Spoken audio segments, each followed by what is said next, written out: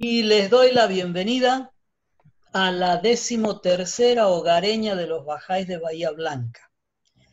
Como ya Bien. pueden ver en su pantalla, el tema de hoy son los templos bajáis, una cronología de los espacios de adoración. Y va a estar presentado por nuestro querido Tato Mangiaconi de La Plata. Muchas gracias. Entonces, Gustavo, van a dar sobre los templos. Sobre los templos. sí. Exactamente. Bien. Alá, buenas tardes a todos. Esta charlita, esta exposición, va a ser una exposición bastante sintética, muy personal, no pretende ser un ensayo de arquitectura, de tecnología, o un ensayo sociológico acerca de el formato o la modelación o sea, el formato que adoptan los espacios de acuerdo a las contingencias de la historia. Simplemente lo que intento o intentaré transmitir es cómo a través de la historia, las conductas y el deseo del ser humano empiezan a darle forma a distintas espacialidades de acuerdo a las necesidades que la ocasión les demande. Voy a empezar con una oración, con una frase que he estudiado en la facultad de un maestro de la arquitectura moderna contemporánea, reciente, estamos hablando de 1950, que se llamaba Luis Kahn.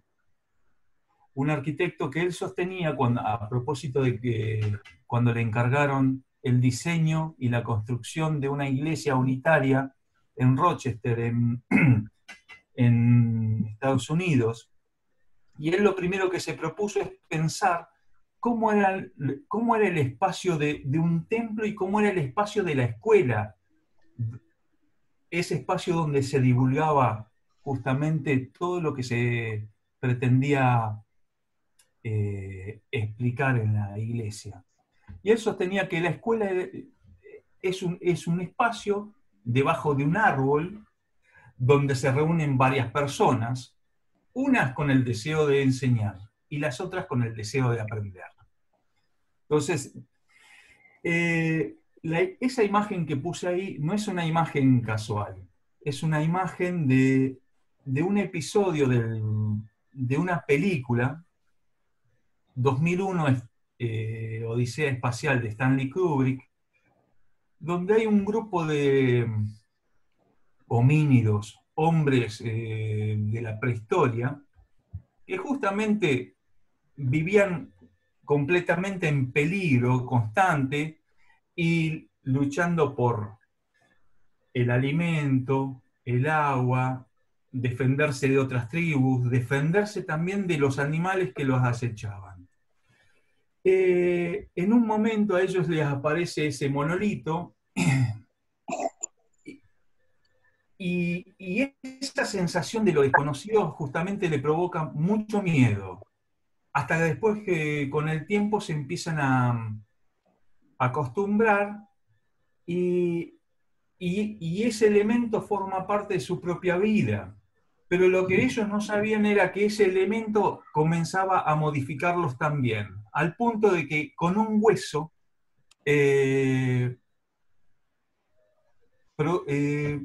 producen o fabrican o entienden que ese hueso es su primer herramienta de la historia del ser humano. Y con eso empiezan a modificar toda la realidad. Entonces, esas herramientas que le permiten desarrollar tecnología y el descubrimiento del fuego, a mi entender, son dos elementos muy importantes en la historia de la humanidad. El fuego y esas herramientas lo que hacen es justamente generar un espacio circular donde todos ellos se reúnen, o sea, en torno al fuego precisamente, para debatir, para conversar, planificar estrategias y sobre todo para charlar también de temas trascendentales, que era justamente lo desconocido, ese monolito, por ejemplo. Entonces, desde sus comienzos, la humanidad siempre estuvo en búsqueda de contactarse con una entidad superior que pudiera dar respuesta a todas esas preguntas que inclusive hoy en día nos hacemos nosotros mismos, ¿no? ¿Quiénes somos? ¿De dónde venimos? ¿Hacia dónde vamos? ¿Hacia dónde va la humanidad? ¿Para qué estamos en el mundo? ¿Cuál es el sentido y propósito de la vida? ¿Qué significado tiene esa existencia? Bien. Recién comentaba el tema de la necesidad y la generación de un espacio donde reunirse para hablar todos esos temas de lo espiritual, salvando las distancias. Y que bueno, entre los egipcios que ahora voy a mencionar y esos primeros hombres, hay una distancia temporal bastante grande y mucha agua ha pasado bajo el puente. Yo lo que quiero distinguir y rescatar es cómo, por ejemplo, las distintas civilizaciones que gracias al uso de la herramienta fueron creciendo y fueron abarcando cada vez más territorialidad, ellos empezaron a construir espacios de dedicación a lo espiritual, a lo religioso, de acercamiento a sus dioses. Los egipcios fueron bastante innovadores en el sentido que fueron los primeros que empezaron a utilizar la línea recta como un elemento en sus diseños para marcar una orientación, una linealidad y una secuencia espacial dentro del templo como una especie de ritual y de procesión hacia el sacrificio en el altar, en un punto. ¿Sí? Eso me pareció bastante importante y un detalle muy importante en el sentido de que empieza a configurar un espacio de ceremonial, ¿sí? Y un espacio que es básicamente verticalista. Eso después, posteriormente, lo vamos a ver en otras religiones y en otras culturas religiosas. Los griegos, o sea, haciendo un saltito también más hacia el tiempo, casi 25 siglos después, superaron esa instancia configurando un formato mucho más amplio en el sentido del ágora. ¿Sí? El ágora ateniense es un espacio conformado por los distintos templos que organizaban todo un recorrido ritual y procesional, y cada uno de los templos estaba dedicado a una deidad, a un dios, que estaba totalmente relacionado y emparentado con una virtud o espiritual o un valor del ser humano. De hecho, cada dios representaba una virtud en cierta medida, ¿no? Eros, o sea, Zeus era el padre de todos los dioses, el ser supremo, pero culminaba toda esa procesión en el Partenón, que era el templo dedicado a la diosa Palas Atenea, que era la protectora de la ciudad de Atenas, ¿sí? Entonces, justamente, el Partenón era el edificio que dominaba toda la superficie, toda la geografía de Atenas. No hay lugar geográfico en Atenas donde no se pueda observar y donde que no sea protegido por el templo.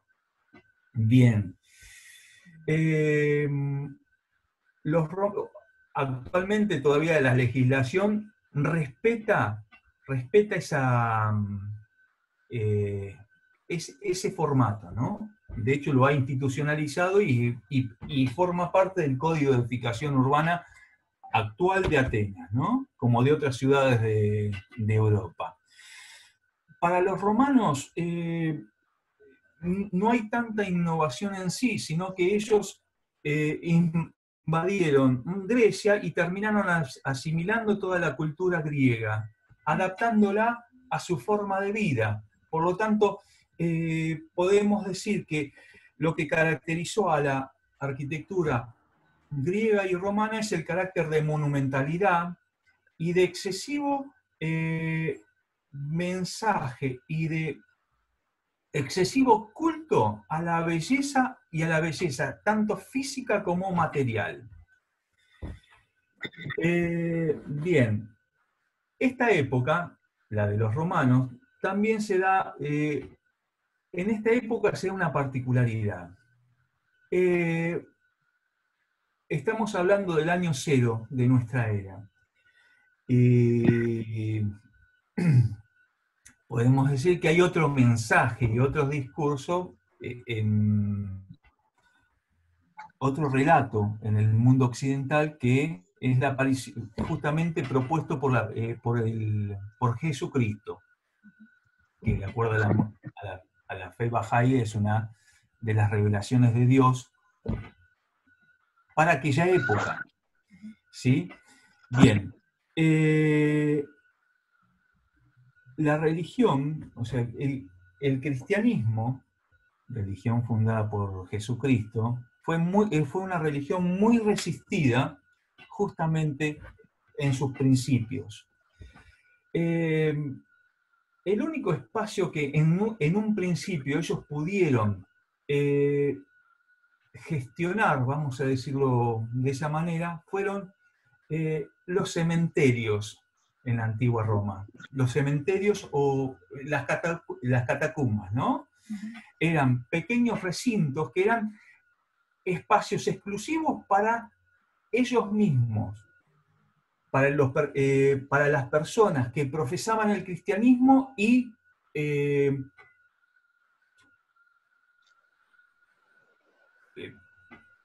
profesaban justamente el cristianismo, pero también que estaban relacionados con el culto mismo de la religión. O sea, no podía ingresar cualquier persona. Era un culto bastante subterráneo, muy under, vamos a decirlo así, mal y pronto. Ahora bien, a medida que el Imperio Romano se fue desmembrando, y justamente para el siglo III, el siglo IV después de Cristo, Constantino declara como religión oficial el cristianismo, ahí el mensaje de Jesucristo empieza a propagarse a una velocidad bastante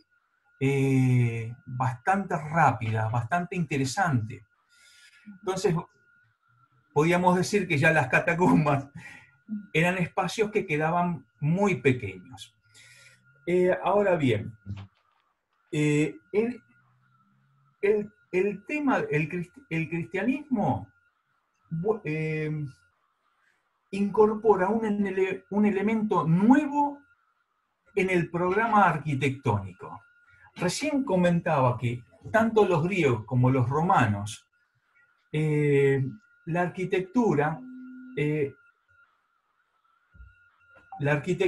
desarrollaba el culto hacia la belleza, hacia la monumentalidad, hacia la relación entre las partes y el todo. El cristianismo, podemos decir que introduce un nuevo elemento desconocido hasta el momento, que es justamente no el culto a la forma en sí.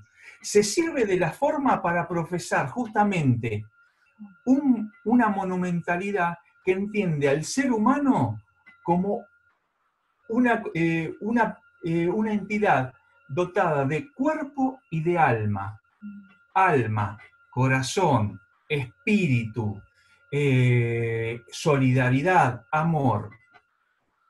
Es por eso que también podríamos decir que se propaga con tanta rapidez. Entonces, ante la necesidad de mayores espacios, justamente los cristianos se valen de de un antiguo programa romano que era la basílica, que yo ahí puse una fotito. La basílica era un edificio romano dedicado a la justicia, ¿sí? Justamente, o sea, no casualmente tenía forma cruciforme. En su interior, en el hall central o en la nave principal, era el lugar donde se negociaban los distintos acuerdos. Y después, en el ábside, en el remate, en esta zona, en este sector, estaban los distintos juzgados. Bien, el cristianismo lo toma y donde en la nave central antes se realizaban acuerdos, hoy en día, posteriormente, ellos fueron ubicando todos los bancos y todas las localizaciones donde la gente, los feligreses, se sentaban y escuchaban el mensaje de Jesucristo justamente en el sector central de la nave. Eso quizás nos recuerda un poco la disposición el programa religioso de los egipcios, ¿no? La línea recta, la procesión, las distintas secuencias espaciales en torno a un altar, ¿sí? Bien, el arte románico fue justamente un arte caracterizado por lo murario, y reemplazaron los techos, o sea, toda la techumbre por tejuelas y nervaduras, ¿sí? Lo que les permitió aún alcanzar niveles de dimensiones espaciales muy interesantes. Ahora bien, el arte gótico es una superación al arte románico. Hay una apertura en el mundo, hay una apertura hasta en la información. Creo la imprenta de Gutenberg tuvo mucho que ver en ese proceso. Y hay un detalle, y hay un elemento que es fundamental, sin el cual no hubiese permitido crecer y evolucionar a lo que hoy conocemos como el arte gótico, que es justamente la utilización de los arbotantes y los contrafuertes. Son unos elementos que permitían a los diseñadores descomponer todas esas fuerzas que en la época que en el arte románico no podían, no conocían esos elementos, ¿sí? Tecnológicamente no lo podían hacer. Con la inclusión de esos elementos, perdón, me adelanté demasiado, permitieron lograr mayores luces, ¿sí? Mayores distancias de apoyo y mayor altura. Con esto, ellos fueron ganando, por un lado, acercándose en altura hacia el Señor, hacia Dios. Eso le permitió, por ejemplo, ese es un mensaje muy poderoso. Por otro lado, todas esas aberturas que las fueron llenando con vitrales. Los vitrales fueron justamente técnicas comunicacionales para relatarle visualmente a los feligreses que en aquel entonces no sabían leer, no sabían escribir, pero mediante las imágenes podían aprender distintos pasajes de la Biblia. Era una estrategia comunicacional muy interesante. Bien, por un lado el cristianismo, lo que quiero al menos destacar respecto al Islam, que es otra de las religiones que también estaban habitando o cohabitando junto con los católicos. Quería destacar que el Islam propone espacios de congregación masivas, ¿sí? Son situaciones que en la Iglesia Católica no se dan. Se dan en el Islam. Unas grandes plazas con un centro, y en el centro está justamente está dispuesto los restos, no la imagen, los restos del profeta, y todos se dirigen hacia ahí. Bien. Quería destacar este elemento. Bien. Una vez conversado, bueno, y explicado un poco todos esos elementos que en cierta medida fueron tensionando, o para que nosotros nos tengamos una idea un poco más elaborada de cómo el espacio arquitectónico sirve a determinados fines y a determinadas necesidades del ser humano, y se va modelando como si fuese, imaginemos, ¿no?, una gran gelatina, donde se va solicitando y se va estirando y se le va dando forma de acuerdo a la necesidad del momento. Quería ingresar con esas características y con esa idea a cómo se fueron elaborando y cómo se fueron desarrollando los templos bahá'ís. Los templos bahá'ís, ya lo vamos a ver en algunos pasajes de la Filmina, tienen unas características que son bastante especiales, pero que también empiezan a tomar algunas distinciones y algunos elementos y conceptos de las enseñanzas anteriores. Yo aquí estoy mostrando el planiferio y con las determinadas localizaciones de todos los templos bahá'ís que hay construidos hasta este momento. Si ustedes se observan detenidamente, hay una localización, una región que está pintada en rojo. Justamente pertenece, es la zona del Turkmenistán. Y justamente ahí se encontraba localizado el primer templo bahá'í en el mundo, que justamente fue inaugurado en el 1908, ¿sí?, el templo de Ashgabat, en Turkmenistán, pero pero que, bueno, posteriormente, producto de un temblor, de un terremoto bastante fuerte, fue destruido. Posteriormente se construyó el templo de Wilmette, cuya piedra fundamental fue puesta por Abdul-Bahá a propósito de sus viajes a Estados Unidos y Canadá, y fue terminado de construir en el año 1953.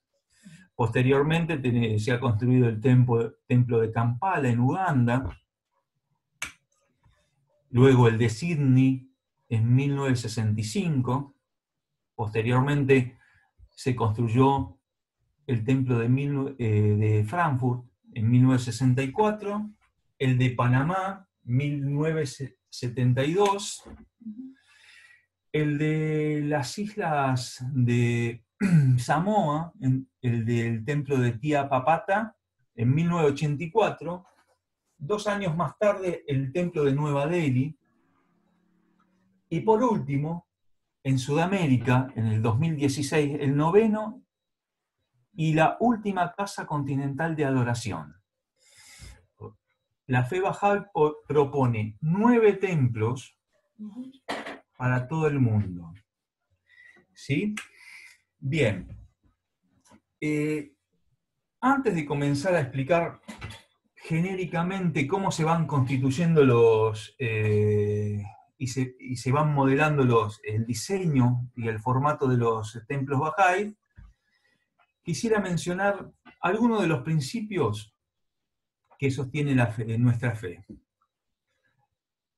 La unidad de la humanidad, la búsqueda independiente e individual de la verdad, la unidad de las religiones, la armonía entre la ciencia y la religión, la educación universal, la igualdad entre hombres y mujeres, la eliminación de toda forma de prejuicio, la eliminación de la pobreza y riquezas extremas, la necesidad de un idioma universal auxiliar con el cual todos podamos comunicarnos, la paz mundial basada en la legislación común sostenida en la justicia.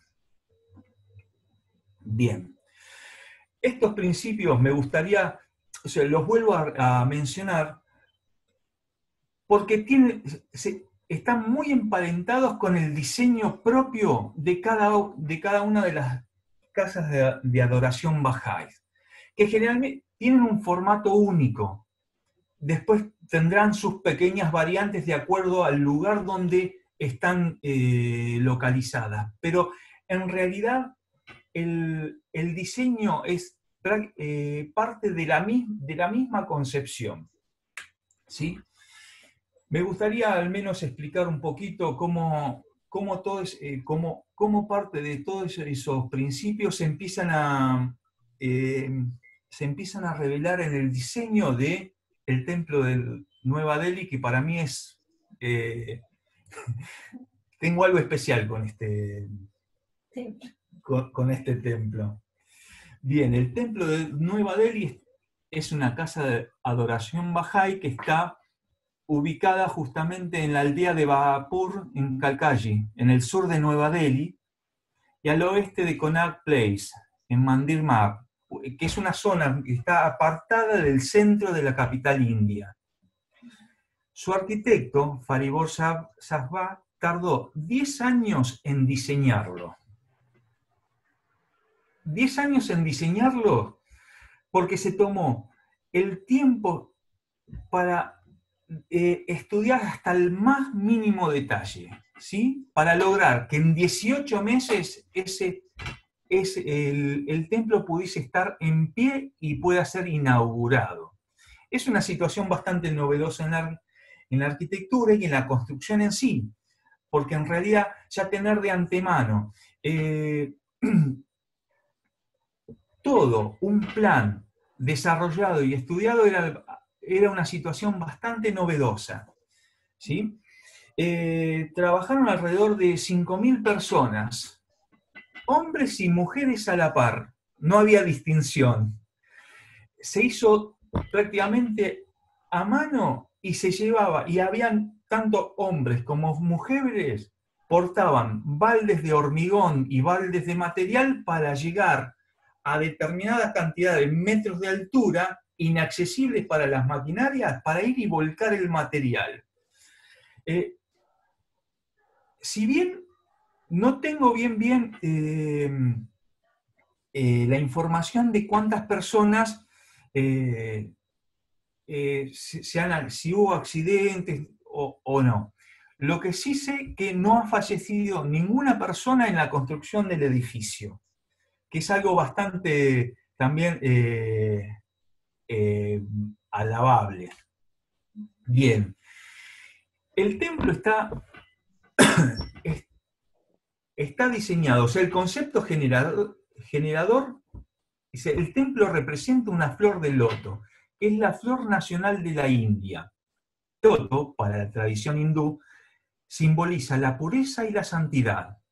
Tiene 9 lados y el templo está apoyado sobre 9 estanques de agua, lo que simboliza el concepto de las 3 unidades en nuestra religión: la unidad de Dios, la unidad de la humanidad y la unidad de las religiones. Este templo se construyó con la idea de ser el padre de todos los templos en la India. Así es como 9 estructuras han sido creadas a partir de 3 pétalos, conformando una flor de 27 pétalos dispuestas en 3 niveles, donde cada una forma un gigante de mármol que hoy en día recibe a más de 50 millones de personas. ¿Sí? Inclusive hasta compite con el Taj Mahal. Creo que en estas últimas épocas, por decir competencia es entre comillas, no es la idea. pero recibe también mayor cantidad de gente que el Taj Mahal. Bien. 9 son las religiones más importantes del planeta. La fe Bahá'í sostiene que todo el mundo tiene la capacidad de vivir,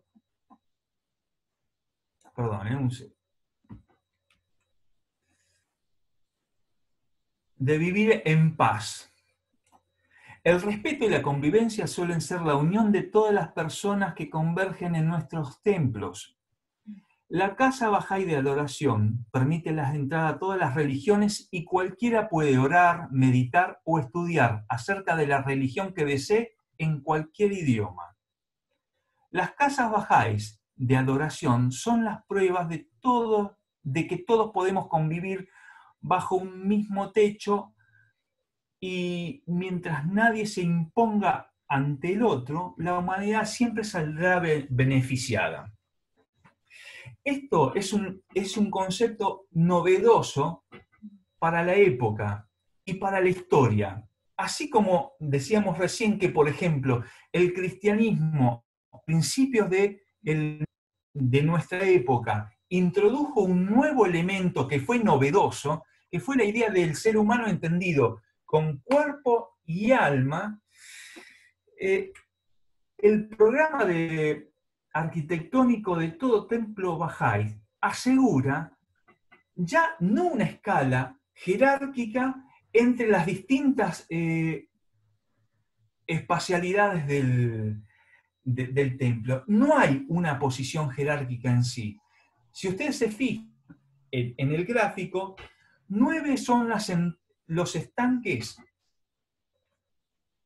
en el cual están apoyados el templo. 9 son los pétalos que conforman la primera hilera, como también la segunda, como la tercera. De esa manera aseguran 9 entradas, 9 accesos para todo el mundo. 9 son las religiones más importantes del planeta. No hay religiones superiores o inferiores. Todos somos iguales ante los ojos de Dios. Ese es el elemento hasta, yo diría, más importante para entender un templo Bahá'í. Bien, en miles y miles de lugares en el mundo, las enseñanzas de la fe iluminan a las personas y a las comunidades por igual, mientras trabajan por mejorar sus propias vidas y contribuir al avance de la comunidad y de la civilización. En estas imágenes, yo igualmente ahora las voy a pasar, pero quería que ustedes pudiesen observar cómo, por ejemplo, un programa arquitectónico puede simular o puede hasta homologar con la naturaleza misma el mensaje que uno está proponiendo. ¿Sí? Bien, en el caso de cómo se ven, por ejemplo, desde arriba el templo y cómo se ve la flor, cómo se ve de costado o en vista el templo y cómo se ve la flor flotando en el estanque. Bien.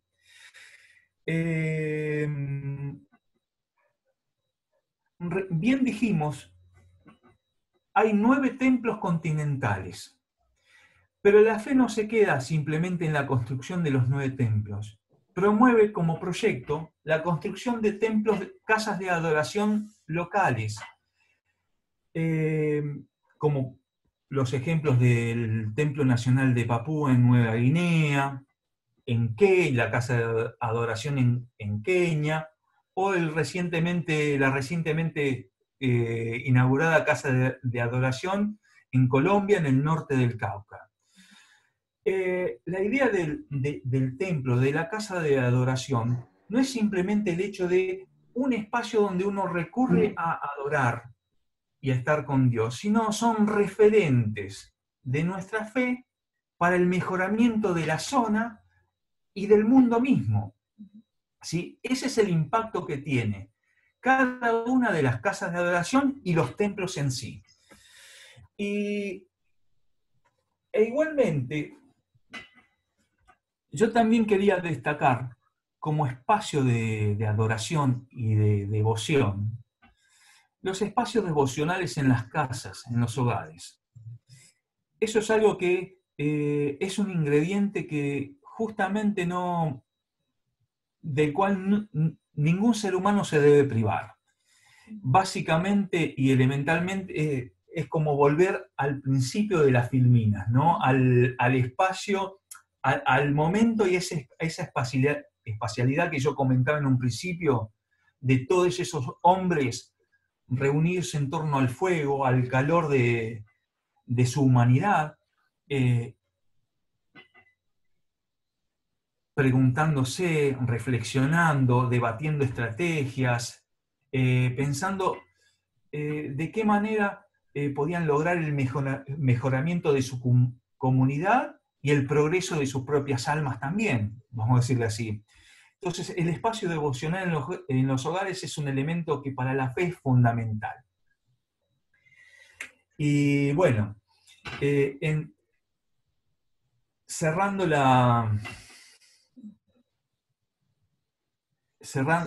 como cierre de la exposición, me gustaría reflexionar o dejarle la inquietud, o dejarles las preguntas a ustedes que iniciamos en el principio, que justamente qué es lo que nos mueve a nosotros a acercarnos y acercarnos a Dios preguntando o en búsqueda de respuestas.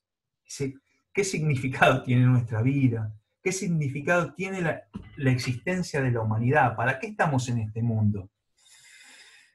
Aquel que es vuestro Señor, el Todo Misericordioso, atesora en su corazón el deseo de ver a toda la raza humana como una sola alma y un solo cuerpo. Bajaola. Simplemente es eso. Muchas gracias. Muchas gracias, querido Tato. Muchísimas gracias por esta exposición bien interesante. Lindo, Tato. Gracias. Lindo. Entendí un poco, pero... No, muy bueno. Para mí me resulta novedoso el enfoque que le das porque en mi caso por lo menos nunca me había puesto a pensar en todos los espacios de adoración que hubieron en la historia, ¿no? Y entonces me pareció como muy revelador esto que a partir del cristianismo esos espacios de adoración empiezan a reflejar en su formación física la dimensión espiritual, ¿no? La forma de cruz y lo que vos explicabas que unen lo espiritual con lo material, cosa que no se daba antes en los griegos, que solo resaltaban lo físico. Por eso digo, me resulta revelador este enfoque así cronológico para entender todos estos espacios, ¿no? Que tienen el mismo fin y por ahí quizás han ido complejizando su fin a medida que la humanidad se complejizaba también.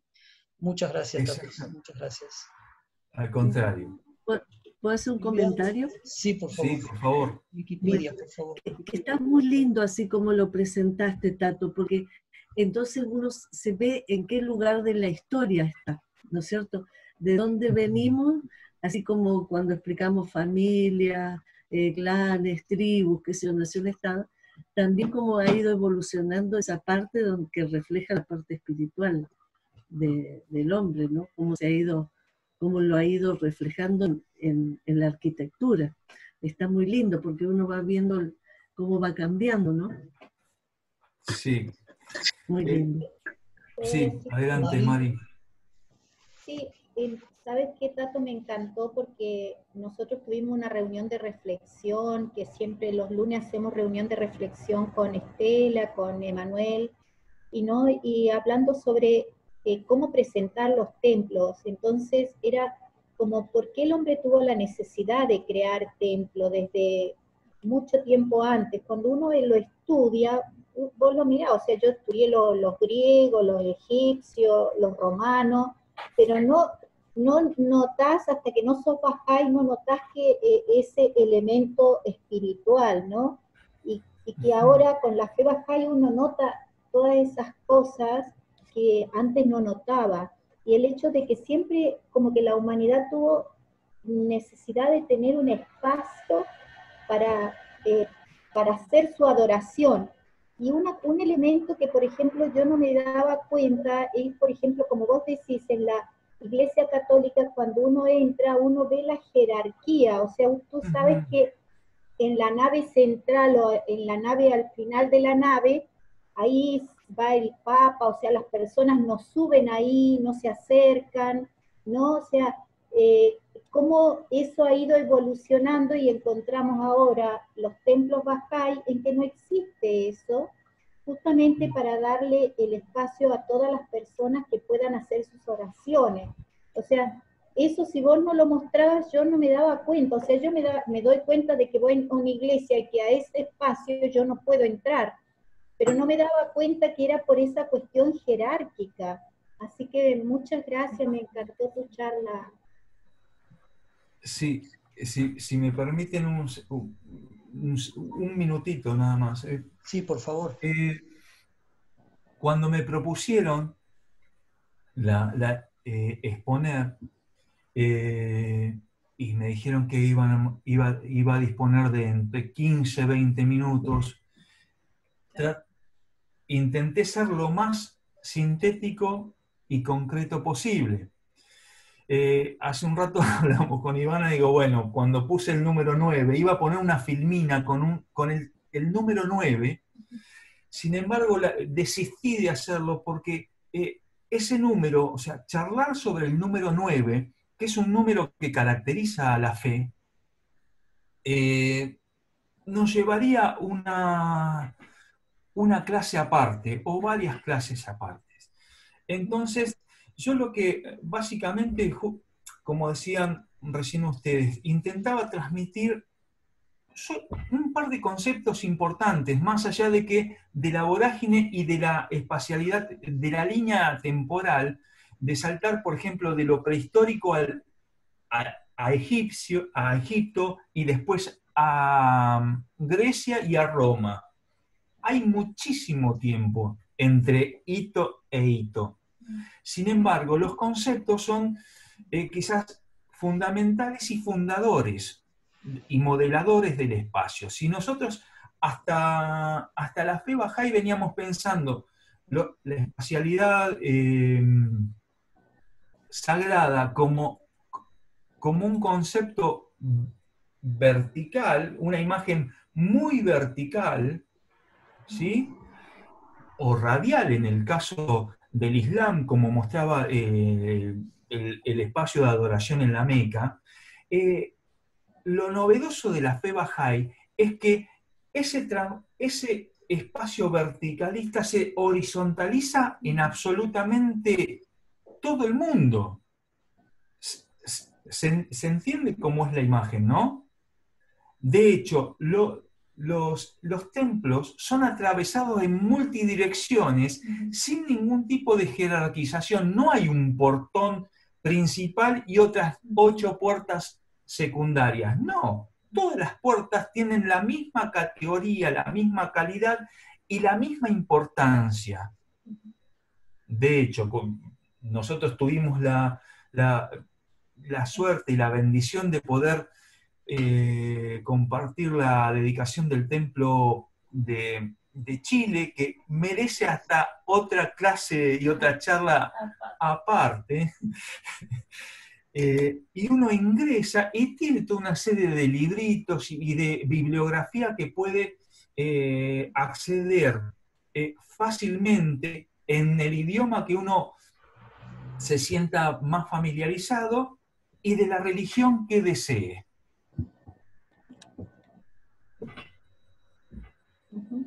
Eso. ¿Puedo hacer una pregunta, por Sí, favor? Ruby, por favor. Mire, quisiera que me diga qué significan las 9 puertas de los templos, de nuestros templos, ¿no? De los templos Bahá'í, de las casas de adoración. ¿Qué significan las 9 puertas? No sé si de alguna manera así rápida podría... Perdón, ¿podía repetir? Tato? Porque recién no escuchaba bien. Si podía repetir la pregunta. Ah, ya, sí, no hay problema. ¿qué significan las 9 puertas de las casas de adoración? Porque a mí, bueno, siempre entendí que cada una de ellas significaba cada una de las 9 religiones, pero me dijeron después que no significaban. Entonces quisiera, por favor, si me puede aclarar, ¿no? O profundizar un poquito, diríamos, profundizar un poquito en este punto, en este tema. 9. El 9 es el número sagrado. Para la fe Bahá'í, el 9 es el número sagrado, es el número de un solo dígito mayor. Sí. Por lo tanto, tiene una condición de sagrado absoluta. ¿Sí? El 9 es un número que vamos a ver reflejado en la fe en muchas condiciones. Yo no estuve leyendo demasiado sobre la conformación o sea, cuál es la simbología del 9 representado en sí en los templos. Sé que se representan 9 entradas, pero que tiene que ver con las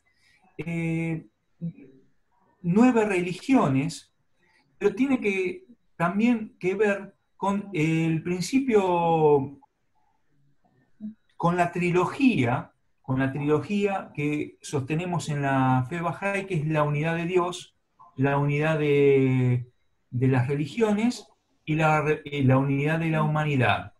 ¿Sí? 9 justamente es múltiplo de 3, y no podía abundar demasiado en el tema porque no lo he preparado. Debería leer un poco más y poder responderlo. Pero sé que sí, en su momento en alguna parte he leído que 9 son las religiones, por lo tanto 9 son las entradas a todos los templos. Sí, eso es lo que a mí también siempre me dijeron, ¿no? O sea, siempre entendí así a través de los años, porque yo tengo 35 años de Bahá'í, ¿no? Entonces, de haber conocido la fe. Entonces, siempre pensé así, ¿no? Porque yo también lo leí así, que eso significaba, pero luego cuando fui a Chile, me dieron esa explicación y me quedé dudando, ¿no? Me dijeron, no significa las 9 religiones. Significa, me dijeron otra cosa, pero no la recuerdo, pero creo que tiene que ver con los principios de la fe o algo así. Por eso yo le pregunté, ¿no? Es un tema, yo creo que también sería algo muy importante para conversarlo un día, ¿no? Aclararlo, para nosotros, cuando nosotros como Bahá'í demos a conocer la fe, aclaremos bien este punto, ¿no? Porque siempre nos preguntan. Sí, Jalé levantó la mano, no sé si quiere aportar algo sobre esto. Y después de Jalé, Silvia, y después de Silvia, Eve. Gracias. Buenas tardes, queridos amigos. Muchísimas gracias, Tato, por esta interesantísima charla. Realmente cada día aprendemos más. Y bueno, mi aporte a tu charla y a la pregunta de mi querida Ruby es que sí, yo también tengo entendido eso, Ruby, que representa las 9 religiones universales, ¿no? Universalmente concebidas. Igualmente sabemos que hubo más religiones. También es la explicación que dio Tato, y además la explicación de que, bueno, el 9, bueno, entre los dígitos es el dígito, el del 0 al 9 es el más grande, y además el 9 forma la palabra Bahá, de Bahá'u'lláh. Ese también es otra de las explicaciones. Igualmente podemos seguir investigando. Hay un documento muy interesante e importante sobre las casas de adoración y su finalidad, que sería interesante también investigar y profundizar al respecto. Y lo que a mí más me gusta de las casas de adoración, que Tato también lo mencionó, es que más allá de ser una hermosa, simbólica y bonita casa de adoración, son el núcleo principal, es como la semilla que va a dar origen a la nueva sociedad, en una sociedad donde alrededor de esas casas de adoración, tanto continentales como locales, por eso yo pregunté por chat si te referías tanto a las continentales, porque sabemos que, bueno, las continentales ya se terminaron de construirse con la de Chile, pero siguen ahora en construcción muchos otros que están en proyecto y ya casi finalizando. Me perdí, pero bueno, volviendo al tema, era que, bueno, justamente alrededor de esas casas de adoración se van formando diferentes centros comunitarios que van a dar respuesta a las necesidades sentidas de una sociedad, ¿no? A través de diversos satisfactores, y en este caso van a ser los satisfactores sinérgicos, o sea, ¿qué quiere decir? Que satisfacen varias necesidades a la vez, y sobre todo la diferencia, como dijo Tato, con las otras casas de adoración e iglesias y templos islámicos, es que esta vez está bien representada la universalidad y he implementado la universalidad de la religión Bahá'í, cuando cada uno con su propio libro sagrado entra a este templo que ha sido construido por los Bahá'ís y desde cualquier fuente y religión y hace sus oraciones. Ese es simbólicamente lo que muestra la universalidad de la fe Bahá'í. Eso es lo que más me llama la atención y más me interesa. Es apasionante ese tema de los templos. Cómo estudiar a ver por qué están, cuál es su finalidad. Porque eso recién empieza con el templo y después empiezan por ejemplo, un hospital, una biblioteca, colegios, universidades y así sucesivamente. Centro comunitario, es maravilloso. Sí. Gracias. Silvia, gracias a vos, Jale. Muchas gracias. Y más o menos lo que dijo Jale, pero que en Chile lo explicaron de esta forma, el tema de las 9 puertas, y también lo he leído en algún otro lado. La base es el número 9, que es la unidad. O sea, la base es la unidad, que coincide con cuando explicamos la revelación progresiva, digamos, ¿no?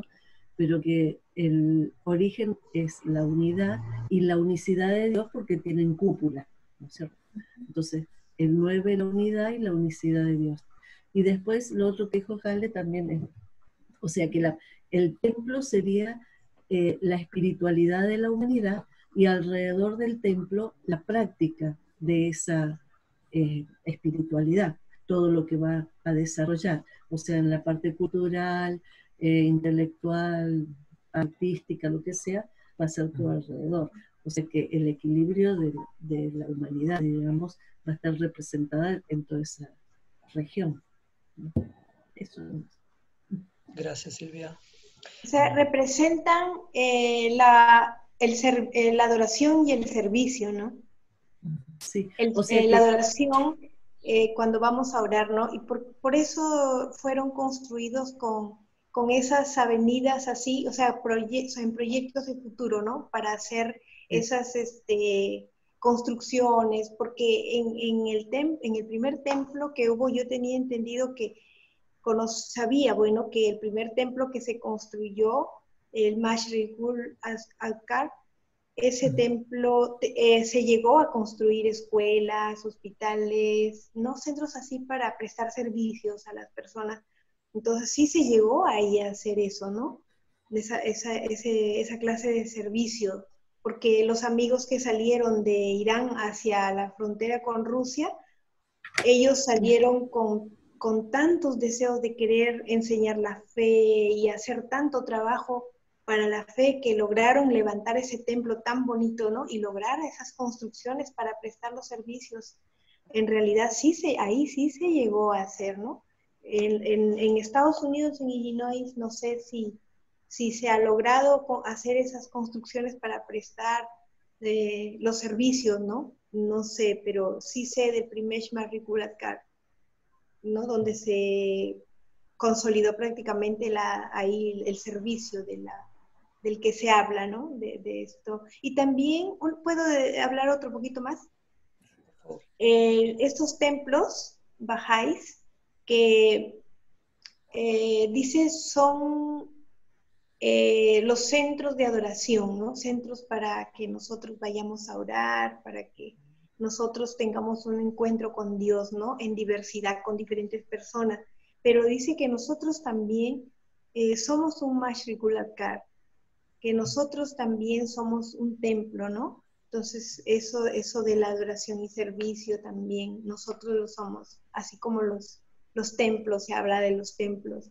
Muchas gracias por el espacio. Y es un punto bien bonito, ¿no? Porque ahora como vino el templo, a la Casa de Adoración a Chile, entonces ya para todos en realidad es un tema abierto y nuevo para todos nosotros, y sería bueno un día volver ¿no? a explicar todos estos temas, porque es de interés de todos, ¿no? De la comunidad de interés.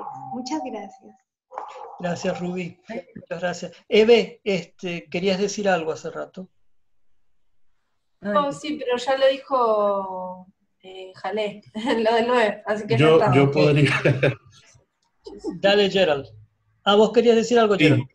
Sí, nada más, no, que con eso que dijo Jalé y que estaba mencionando Rubí, por ejemplo, de las edificaciones como cercanas a las casas de adoración en Chile, que es algo que a mí me llama mucho la atención, en la casa de adoración para Sudamérica, ¿no? Que es la de Chile, en paralelo, a la misma altura, está construido más o menos sobre 900 metros sobre el nivel del mar, como unos 500 metros hacia la derecha, digamos, hacia el sur del templo, hay una universidad privada que se llama Adolfo Ibáñez, ¿no? Y hay planes como de que esa universidad sea comprada por la fe a futuro, ¿no? Y en los planos hicieron una carretera que conecta el templo directamente con la universidad. Y no sé, es interesante, ¿no? Como todo eso ya se empieza, o sea, a vislumbrar, ¿no? O a planearse. Eso. Gracias, Gerald. Gracias. Mari. Hablando del primer templo, una vez conversando con la querida Parvin Said, que es la mamá de Shariar, ella me contó que con su papá estuvieron en ese lugar de Rusia donde estaba el primer templo. Ellos fueron como pioneros, me parece, o el papá de ella tenía que ver algo con un trabajo en ese lugar. Así que bueno, ahí está Shariar. Hola, Shariar. Hola, ¿qué tal? Hola. Llegué tarde, pero hola, pude... ¿Podrías ampliar un poquito esto que dice Mari? ¿Y es tu mamá o tu abuelo quien estuvo en Ashgabat? Ishkabat.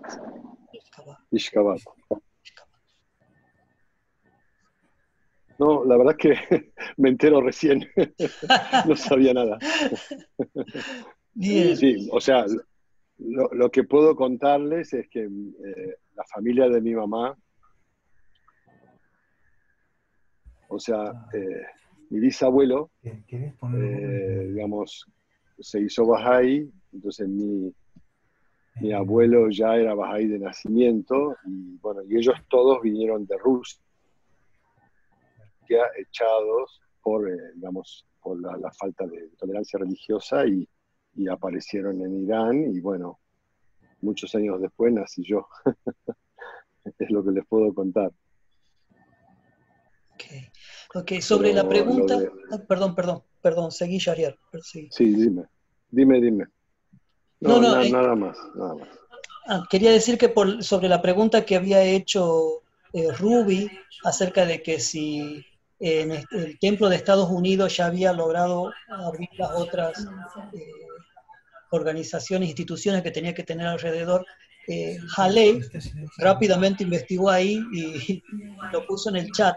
Pero no sé, Jalé, además habías levantado la mano. ¿Podés explicar un poquito esto y decir lo que querías comentar? No, en realidad quería contarles que, bueno, mi papá también nació en Ashgabat, y en esa bonita comunidad de Rusia, ¿no? El sur de Rusia, y también, como dice Shahriar, también fueron echados también por sus creencias religiosas y se fueron a Irán. y después de allí creció en Irán el resto de su vida, y después se vino para acá, y después volvió a Irán. Pero una cosa linda que quería compartir, que había una escuela de niños, ¿no? Para niños, escuela no, ¿cómo se llama? Grupo de, educación para niños, educación Bahá'í para niños, y el tutor o el profesor de mi papá era el señor Sultán. Eso es lo que quería compartir. Y bueno, y el resto se los puse en el chat sobre, bueno, cuál es la finalidad de las casas de adoración. Hay algunas cosas, dice que las dependencias que se van creando alrededor de, después si quieren, léanlo, lo puse para ustedes. Eso quería compartir, que es en Eshkabat, y Eshkabat significa, Eshk es amor, Abad significa abadía. La abadía del amor. Estoy leyendo la biografía del señor Forotán, The Story of My Heart se llama, y justamente había leído la parte en el que él estuvo un tiempo en Rusia. Entonces, bueno, ahí está la partecita donde educó a tu papá cuando era niño. Qué bueno, qué bueno. Bien, ahora, sobre esto que mencionábamos recién, de que el templo Bahá'í, las casas de adoración Bahá'í son la expresión de lo espiritual y de lo material, porque dentro del templo se ora y uno se conecta con Dios, pero fuera del templo uno hace servicio y ahí están, o bueno, ahí van a estar estos edificios que van a materializar ese servicio, ¿no? Sobre esto, no sé, me gustaría que pudiéramos comentar algo acerca de ese papel social importante que van a jugar o que ya están jugando los templos en una comunidad. Ahora que comenzaron a aparecer templos locales y que se espera que ellos sean el punto del amanecer del recuerdo o la mención de Dios en lo espiritual, pero también esos puntos de luz de donde tiene que haber progreso social. No sé, ¿podríamos comentar algo sobre esto?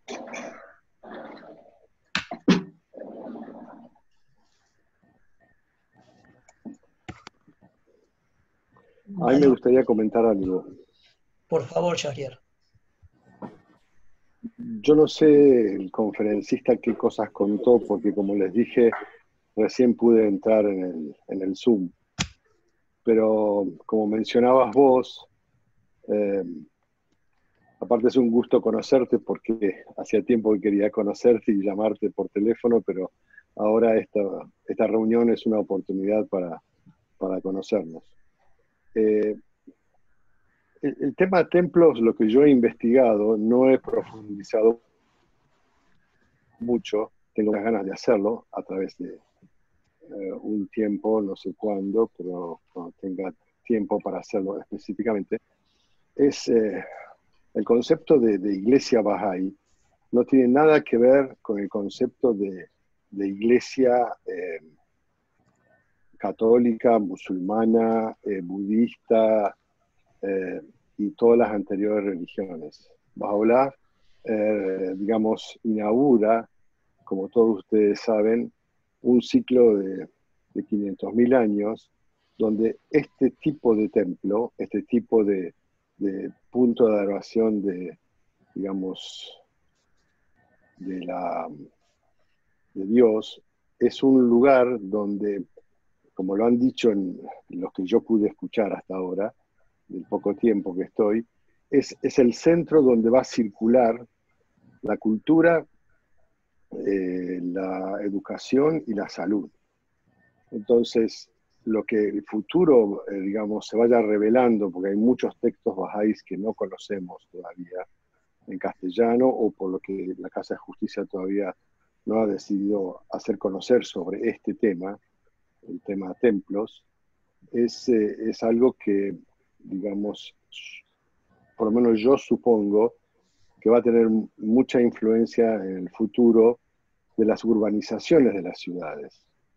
Porque como en algún momento alguien mencionó, va a ser el centro de la ciudad o de ese pueblo. Y desde ahí se va a desprender todo, digamos, lo que va a empezar a funcionar, y después vendrán las viviendas a su alrededor. Ustedes imagínense que, por ejemplo, si una arquitectura urbanística tiene una situación de, no sé, 10 kilómetros de radio, la circunferencia de ese pueblo, de esa futura ciudad, las primeras edificaciones alrededor van a ser alrededor del templo, y después de eso va a comenzar a empezar a ver los comercios y lo que, digamos, en ese momento, o las necesidades de esa ciudad, los habitantes, digamos, voten, y porque el concepto Bahá'í tiene mucho que ver después de las enseñanzas de Baha'u'lláh en la consulta. O sea que muchas cosas hacemos y parece ser que van despacio porque el sistema Bahá'í es horizontal, absolutamente, y todo está basado en el concepto de la consulta con todos. Así que creo que eso era lo que estabas preguntando, ¿no? ¿Cómo es tu nombre? Emanuel. Sí, un poco iba por ahí, y ya que lo mencionaste, bueno, aunque llegaste tarde a la charla, estabas conectado, te digo, ¿no? Porque Tato había explicado un poco cómo cómo estos espacios de adoración han ido cambiando, evolucionando en su arquitectura a medida que la humanidad también evolucionaba en su conocimiento, ¿no?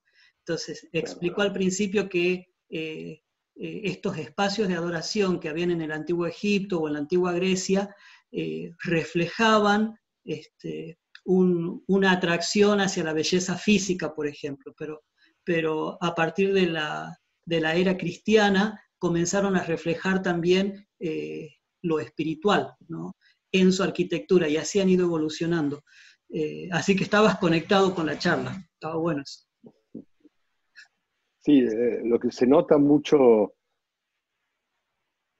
en la arquitectura, digamos, para llamarla Bahá'í, ¿no? A través de sus 15, 14, 13 templos que actualmente existen en el mundo, no sé el número exacto, pero ya es más de una docena ya, es que hay una característica, digamos, de gran simplicidad y a veces un poco de apoyo cultural de acuerdo a las costumbres o a lo cultural de ese lugar, ¿no?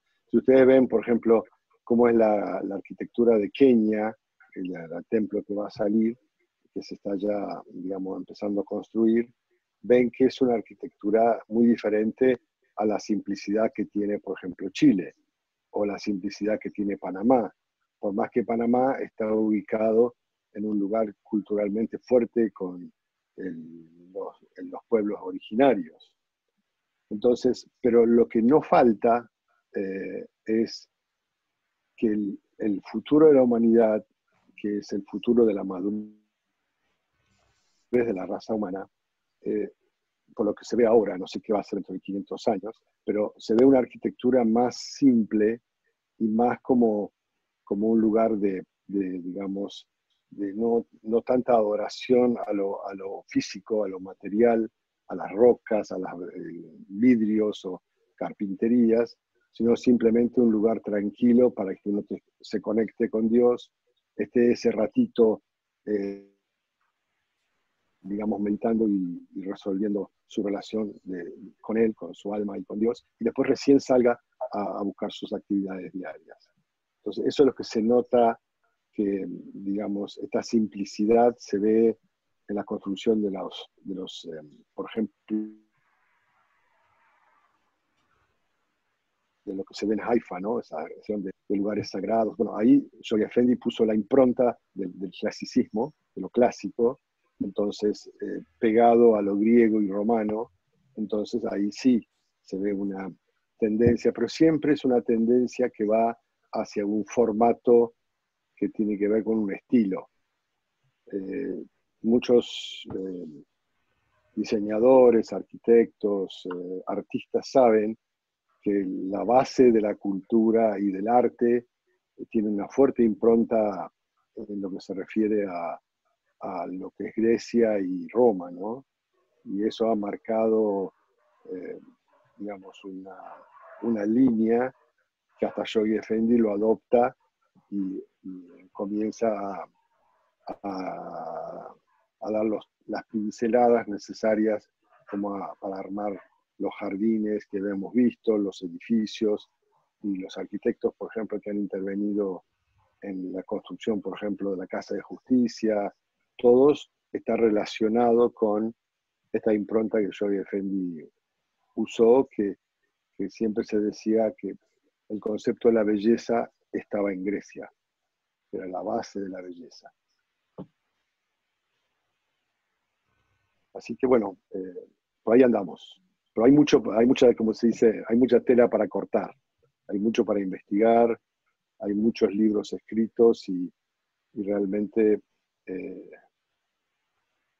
hay mucha información, y para nosotros, a los bahá'ís, es todo muy nuevo, porque es algo totalmente nuevo, es una nueva civilización que se está armando desde sus bases, ¿no? Entonces, entre ellas, la arquitectura. Y no está diciendo cómo tienen que ser las casas o cómo tienen que ser las oficinas, sino está hablando de que, bueno, el lugar principal donde se hace adoración a Dios tiene que ser algo sencillo, tiene que tener los 9 accesos y como explicaba alguien, la unidad de Dios a través de su cúpula, o un formato de cúpula, ¿no? Así es, nada más. Más grande. Muchas gracias. Claro, Javier. obvio. Muchas gracias. Obvio, de nada. También otro elemento que creo que es importante para rescatar cuando hablamos de los templos, y que lo había mencionado Ruby también, es que para que aparezca un templo tienen que haber unas ciertas condiciones dadas en la comunidad donde van a aparecer, pero no solo en la comunidad, sino en el individuo, ¿no? Entonces, esta idea de tener un Mashikul Askar es como que primero tiene que reflejarse en cada individuo para que después se refleje en la sociedad. Entonces esto está bueno porque nos invita a pensar de qué manera yo puedo ser un espacio de adoración. Mi existencia, de qué manera puede ser un espacio de adoración a Dios, y cómo puedo ser ese punto de luz para los que me rodean, ¿no? No sé, brindar apoyo o inspirar alegría en los otros, pero también dar un poco de servicio, ya sea con la educación o abriendo una reunión devocional que van a ser como los pilares para que, no los pilares, pero los que van a ir abriendo camino para que surja un Mashikul Askar físico, ¿no? Entonces, interesante también reflexionar sobre eso, ¿no? Sobre ese significado espiritual que puede tener en mi vida lo que es una casa de adoración o un punto del amanecer de la mención de Dios. Perdón por el ruido. No sé, ¿alguien más le gustaría hacer algún comentario o alguna pregunta que podamos desarrollar? Silvia y luego Toto. Que me parece importante pensar en qué momento de la historia estamos, o sea, siempre ver, no sé, a mí me gusta ver para todos los temas, ver en qué momento estamos, y estamos justamente en relación a los templos, las casas de adoración, en desarrollar las reuniones devocionales, ¿no es cierto?, para proyectar en cada localidad después eso que se habla de, eso que se explica, que al amanecer las comunidades, la gente de una comunidad va a ir a orar a su casa de adoración local y después va a empezar las actividades. O sea que eso yo lo he escuchado muchas veces y no me acuerdo dónde lo leí también. Pero entonces estamos en esa época, ¿cierto?, acostumbrarnos a orar en grupo, ¿no es cierto?, por distintos motivos, y también el tema de esas reuniones devocionales, ir pensando en hacerlas temprano, porque cuando empieza el día es la idea de cuando empieza el día antes de las actividades ir a orar, ¿no? Pero eso nomás quería comentar. ¿Ves, Estela? Hay que empezar a madrugar. Sí. ¿Tato? Bien, ¿ahí se escucha bien? Sí. Bien. Estaba pensando en lo que decía Yaria recién. A ver, un segundo.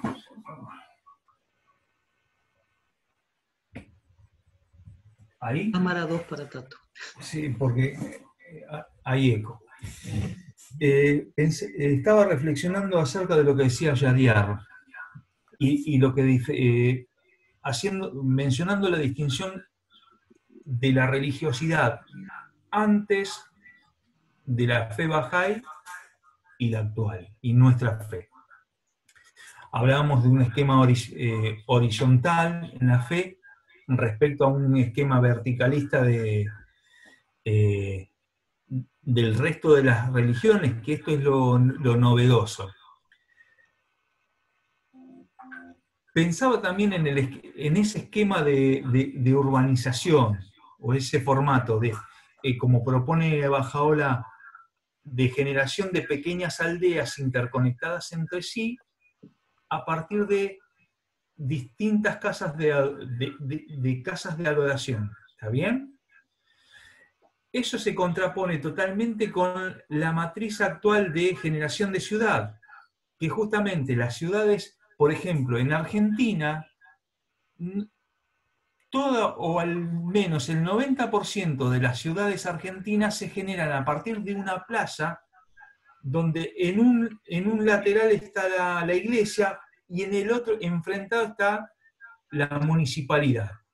Entonces tenemos en el centro de la ciudad el poder político y el poder espiritual, irradiando hacia toda la región, por así decirlo. Financiero. En cambio, cuando uno propone un Mágico Lascar, donde su equipamiento social es la cultura, la salud y la educación, estamos hablando de algo, de un concepto totalmente distinto. Claro. ¿Sí? Y si uno puede decir, bueno, y el poder político pueden ser las asambleas locales, las asambleas barriales, locales, regionales. ¿Y eso es totalmente distinto? ¿O es una concepción distinta a lo que actualmente se viene dando? Eso era lo que quería comentar también. Muchas gracias, Tato. Muchas gracias. Es verdad, ¿no? Que al menos acá en Argentina, me imagino que en América Latina pasa lo mismo. La distribución de nuestros pueblos y ciudades todavía reflejan esas características del colonialismo, ¿no? Poder político, el poder religioso, por ahí la policía, como decía Silvia, el correos, siempre alrededor de una plaza. Pero bueno, es momento de que empecemos a cambiar eso. Y verdad, y también donde había un banco, aparecía el banco ahí también, ¿no? Pero bueno, esas cosas van a empezar a cambiar con nosotros, ¿no? Amigos queridos, ya estamos llegando al final, y si alguien quiere decir algo más, este es el momento, y si no, callan hasta la próxima semana. Vamos con Shariar. Vamos con Shariar y luego con Ruby. Ya. Bueno, lo que quería mencionar es que es muy interesante ver de que siempre se consideró que los templos bahá'ís son maestros silenciosos. Ustedes fíjense en que el templo de Chile, que es lo más cercano que hemos visto, no presenta un lugar especial para poder hacer proselitismo, salvo que la gente concretamente venga a pedir información, entonces hay un lugar que la gente puede reunirse y demás. El lugar es el recuerdo de Dios, el lugar es el símbolo de que la sociedad madura, que es la que estamos comenzando desde 1844, tiene que reflejar todos sus asuntos en la creencia espiritual como base de que el hombre es un ser espiritual y material. Lo que pasa es que hemos crecido todos en una sociedad donde únicamente se entiende que el hombre es un ser material, que tiene que satisfacerse sus necesidades físicas, intelectuales, de alimentación, de salud, pero nunca se trabajó el concepto espiritual, que hoy sí, a través de los círculos de estudio y de muchas actividades que venimos trayendo desde décadas y hacia el futuro serán muchos más, está centrándose y dándole a entender a los bahá'ís y a los futuros bahá'ís y a la población mundial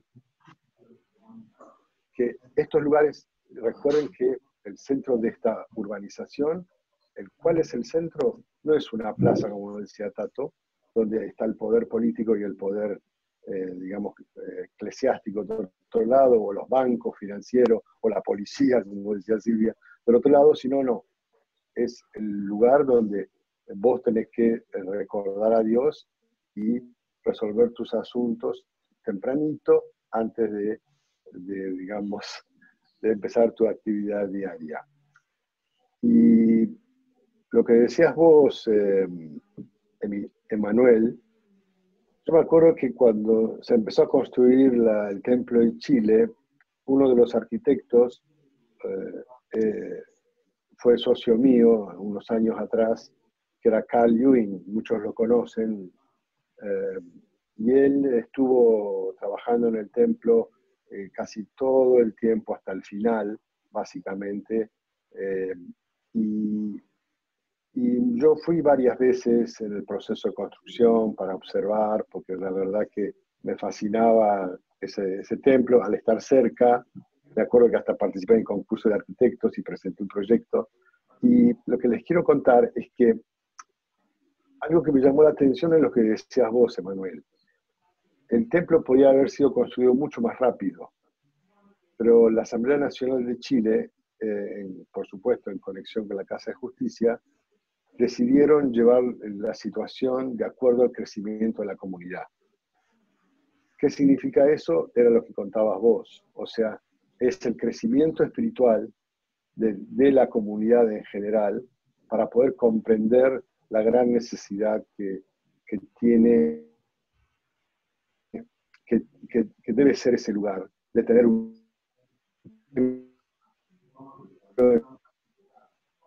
tu lugar, en tu ciudad, ¿no? Quería mencionar eso también como otro punto muy importante.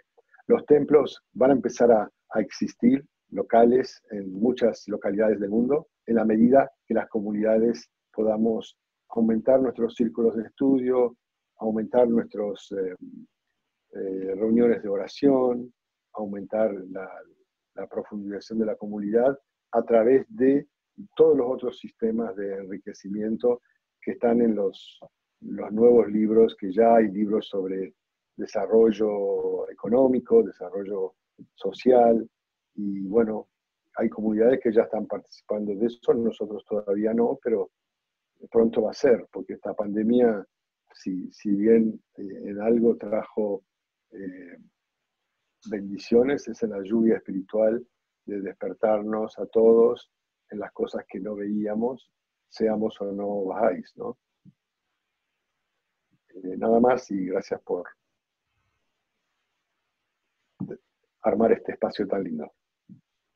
Gracias a vos, Shahriar, gracias a vos. Todo va a depender de qué tan rápido elevemos el nivel de conciencia de la gente que nos rodea, ¿no? Bueno, no corto más. Ruby. Hola, sí, Emanuel. No, era solamente como se mencionaba que toda América Latina tiene estas estructuras, ¿no? De iglesia con esas instituciones alrededor y que nosotros, los bahá'ís, los templos, ¿no? Las casas de adoración tienen estas metas de construir esas instituciones que van a prestar servicio. Me refería a que acá en Piura, donde yo vivo, en Piura, Perú, todos los centros de los pueblos y de las ciudades, todos tienen la iglesia enfrente de la plaza de armas y alrededor los bancos, las instituciones, ¿no? Justo lo que estaban ustedes comentando, lo que el Señor conversó, ¿no? Que acá también, o sea, que es en todas partes, hasta en el pueblo más chiquitito, se ve esa estructura, sí, esas construcciones, ¿no? Eso era nada más lo que tenía que decir, disculpa. Muchas gracias, Ruby, muchas gracias. Alguito de eso había mencionado Ramin en su charla, ¿no? Que cuando habló de la revelación progresiva, que estos maestros espirituales venían como a transformar la realidad de una civilización. Entonces, ahora está en nuestras manos transformar tanto la realidad de esa civilización que hasta se reconfiguren la forma en que se crean pueblos y ciudades. Y que el centro sea una Ascar. Bueno, amigos queridos, les agradezco muchísimo que hayan venido a visitarme, que como siempre digo, mi depto es chiquitito, pero entramos todos, gracias a la magia de Zoom. Y por favor, vuelvan a visitarme la próxima semana. En la próxima semana hay una charla súper interesante que la va a dar el señor Miguel Paniagua, es sobre la eliminación de los extremos de riqueza y pobreza. Un tema bastante lindo también, bastante lindo. Y el señor Paniagua, que sabe cómo desarrollar estos temas. Así que los esperamos, Estela, Mari y yo, los esperamos que vengan el próximo fin de semana, y le agradecemos a Tato por la charla hermosa que dio y por su disposición para ayudarnos a nosotros. Muchas gracias, querido Tato, muchas gracias. Y gracias a ustedes por estar aquí. Entonces, espero encontrarlo la próxima semana, y recuerden que el lunes a más tardar, esta charla va a estar en YouTube. Para que la gracias, Tato. Gracias. Aloha. Aloha, amigos. Gracias. Chau, chau. Buenas tardes, aloha. Muy bien.